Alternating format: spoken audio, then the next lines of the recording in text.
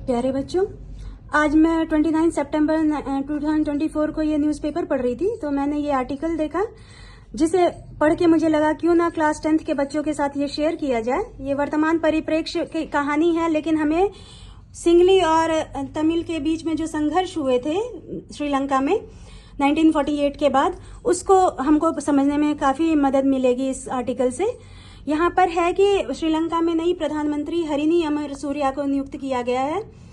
तो हरिनी जो हैं वो 1970 में पैदा हुई थी।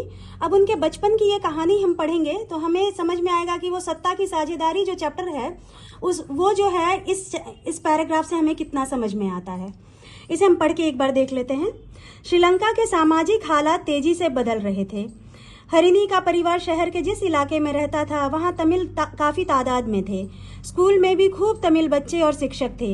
एक मिला जुला परिवेश था, मगर देखते देखते सिंगली तमिल जातीय संघर्ष गहराने लगे। हरिनी समझ नहीं पा रही थी कि अचानक मोहल्ले के तमिल नौजवान कहाँ लापता हो गए। स्कूल में भी इस समुदाय के शिक्षकों दोस्तों की उपस्थिति घटने लगी थी।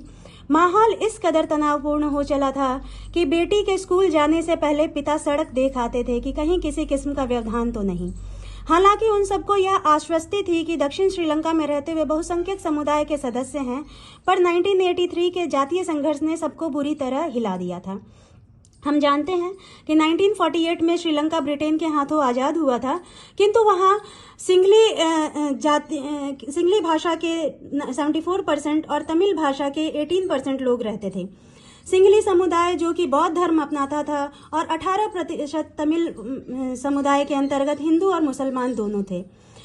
सिंगली भाषा के लोग जो हैं वो उन्होंने सरकारी नौकरी, स्कूल में एडमिशन, हर चीज़ के लिए तमिलों को कुछ भी नहीं आज़ादी दी और सिंगली समुदाय के लोगों के लिए रिजर्वेशन दिया, जिसके लिए तमिलों ने संघर्ष किया।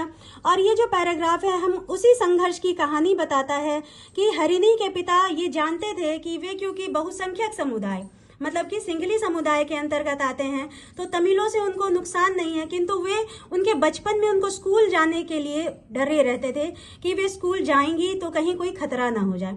तो मुझे लगता है कि आप वर्तमान परिप्रेक्ष्य को देखते हुए उस चैप्टर को समझने में थोड़ा सा आपको जरूर मदद मिलेगा मेरे इस वीडियो से। धन्यवाद।